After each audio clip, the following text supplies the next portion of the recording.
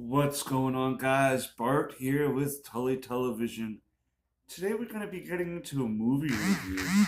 But before we do, I hope that today is the day we earn that subscription. You hit that red subscribe bar down below. Only together can we go straight to the moon, baby. But today's movie we're going to be getting into is a newer release, right? And I think it's pretty interesting, if I do say so myself. Death of a Unicorn.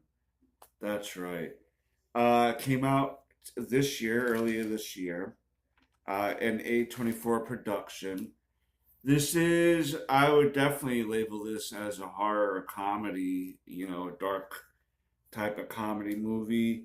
Of course, we have Paul Rudd playing Elliot, Jenna Ortega as Ridley, his daughter. They, Anthony Carrigan as Griff, Richard Grant as Odell, Elliot's boss, Tia Leone as Belinda, the wife of Odell, um, Poiter as Shepard, the son of Belinda and Odell, and Jessica Hines as Shaw. Shaw is basically like the head of security for Odell, and Griff is kind of like their butler, so to speak. Odell, Belinda, and Shepard here. Well, mainly Odell is rich, and by extension, his wife and son. And the premise of the movie, how it initially starts, is that Elliot is a single father, a widowed single father, and Ridley is with him, and they don't seem to. Not that they don't love each other, but there's obviously a disconnect there. Because as you see throughout the movie, Elliot is very hyper focused on accomplishing his goal this weekend, which is kind of to become um, like partners, so to speak, with Odell and his company. But as we'll learn later on, that was kind of done in a nefarious way. It wasn't exactly to advance Elliot and his life, it was kind of to put a buffer between the public and himself, with things that they'd be doing. And you can kind of tell, again, within this movie, things that he was willing to do. So, what is his business practices like, right? So, you're looking to have someone that's can be the fall guy. They're setting Elliot up to be the fall guy in case there ever needs to be a fall guy. But it never gets that far because when they land Elliot and Ridley and are on the way to Odell's house, mansion, if you will, they hit something, okay? And initially they don't know what they hit. So they go out and check, it's in pain, the animal, and it looks like a unicorn. Smaller, if you will, maybe a pony sized unicorn, right? But a unicorn nonetheless. And so, with it suffering there, Elliot decides to, in the process, try to take it out of its misery, if you will. But as he's planning on what to use, Ridley happens to touch the horn of this unicorn because it started glowing.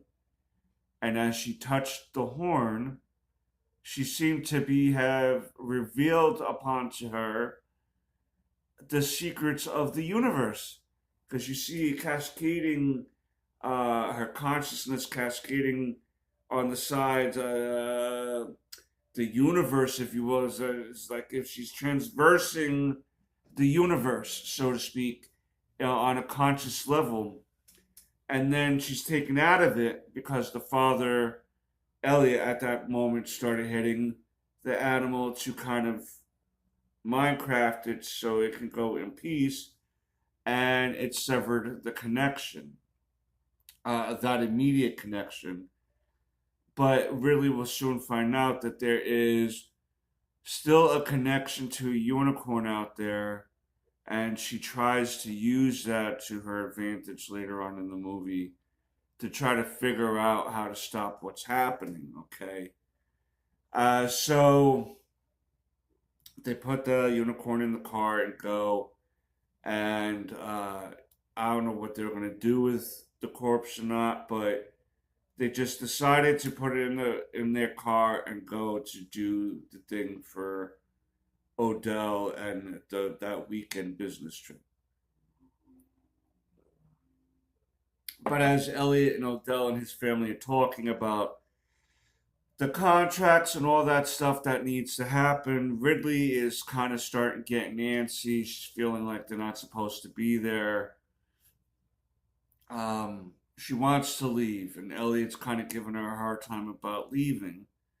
And so finally, um, everyone kind of figures out what Ridley and Elliot are discussing because out in the car we find out that the unicorn is alive, all right, and is trying to get out of the truck, the car. And Shaw, the head of security, decides to in the head and kill it for a second time. But Odell, this is where Odell's true personality comes out, and Belinda's personality, and their son even, that they try to convince Elliot not to hand it over to any animal control, but let them keep that corpse because it seems like the blood can cure diseases or various ailments. Because Ridley had acne when some of the blood went on her face, the acne dissipated, it disappeared. And then when Elliot mentioned he had gotten some of the blood in his eye, whatever his eye conditions were, because he was wearing glasses, disappeared. And Odell happens to be dying. So that's another reason why they're trying to get Elliot in so they can run. He can also run the business like Odell, because the son has no interest in the family business. He's one of these classic Uber chads that lives at home, and whatever little project he wants to do, he's given the money to do it. Whatever little hobbies and stuff. He mentioned at one time how archery took over his life, but then later on in the movie, he says he never shot an arrow. So this would just go to show you that he wants the cool things without actually doing the cool things. You know what I mean? Like, I'm going to have this awesome compound bow, but I'm not going to go out and use it at all for any purposes or anything like. I just want to say that I have it. That's his type of. He'll go and buy the newest iPhone, right? iPhone 16 Z29 with the submarine attachment, and he'll have that. You know, submarine attachments to phones. Yeah, but so what winds up happening is also Odell winds up bringing in two scientists to help start studying the unicorn. The horn itself seems to be emitting an electromagnetic frequency. Almost, I would equate it to a homing beacon, so to speak. And in the meantime, also they're starting to grind down the horn to use it for healing purposes, also, because it seems to kind of be concentrated there as well. And Ridley mentioned about her connection by touching the horn. So they're figuring that it's got the healing factors, can connect you to the universe, so to speak, and they're going to make a mint on this, right? But it comes to find out that one of the scientists said, this shouldn't even be possible. We're never going to be able to replicate this. This can only be done here and now with this unicorn. There's never going to be able to. So that's even more of a reason to really suck this unicorn dry, so to speak. But as we also discover, the unicorn seems to be regenerating, one of the scientists mentions. And so it seems like they're really in reality, besides just doing the torturing they're doing to this supposed animal corpse, which is fucked up, obviously. Uh, it keeps healing itself, so it's like in a state of constant pain, so to speak, and there's no empathy for that by everybody except for Ridley, and eventually Elliot and Griff kind of starts like realizing near the end, like, F this, I'm out of here, right? What winds up happening is that the connection Ridley's having with a unicorn happens to be the fact that the parents of this unicorn are trying to now come and recover their child. And they're going to do anything they can to get to their child. And if that means that they got to tear people apart, they will. And this is when it really starts getting nutty. Because when stuff starts really hitting the fan and they're like trying to transport the baby unicorn away, one of the parents impales one of the scientists and tears him apart. Uh, and of course, with their regeneration powers, no matter how many people shooting at it, what type of guns they're shooting at them, they keep just coming back, coming back, coming back. Finally, at one point, Griff decides to leave, and I guess he winds up getting the police to come near the end. And Shepard, the son, he's now addicted to snorting and smoking this ground up horn, and he kind of leaves his mother to get Minecrafted by this. The father's done. Shaw's gone. It really comes down to Elliot and Ridley then trying to have um, the parents reunite with the baby, but Elliot sacrifices his life to do so. But and only leaving Ridley alive at the end. But because of what they tried to do for the parents of the unicorn decides to heal Elliot of his wounds and brings him back to life. And then Griff shows up with the police.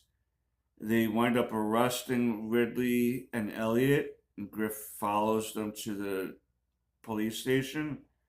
But before they can make it to the police station, you see the parents and the baby unicorn galloping in full stride, matching the speed of this police cruiser, and the parents knock the cruiser off the road. Griff follows it, and that's where the movie ends, setting up for possibly a part two.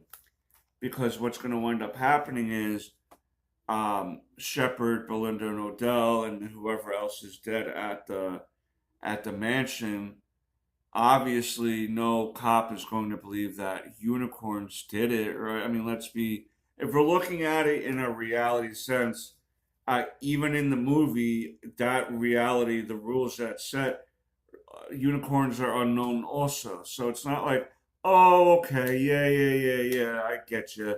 It's not like the world of Harry Potter where an ogre smothered him. Oh, okay, okay, that makes more sense. It's not like that, you know what I mean? Where the cop even said, you guys better have good lawyers, right? And Elliot himself is a lawyer, but yeah, that's kind of where they end it. I will say that this cast, I liked this cast pretty well for this movie. The CGI, I think, for the most part, was really good because yeah, there were some scenes at night, but the CGI during the daytime scenes looked really excellent. You could still see the texture on like the unicorn's nose and stuff, snout, and it was good CGI. Um, as far as like Paul Rudd and Jenna Ortega, they be like Paul Rudd. I find that he kind of plays himself a lot in movies, and Jenna Ortega, her humor in this is much like in Wednesday, just not dressed in goth clothes, just dressed as a modern young adult woman.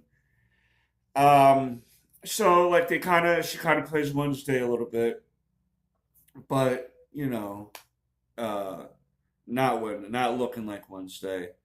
I think everyone did well. I think the story was really well. I think that barring a couple little things here and there where it's like you have to suspend your disbelief a little bit more, or the character's really annoying you, whatever, like that. Um, I'd have to give this movie a solid 7.5 out of 10. I think it's definitely worth a watch. And I wouldn't mind the sequel too much to this movie because I like to see what else maybe they have in store as far as that's concerned.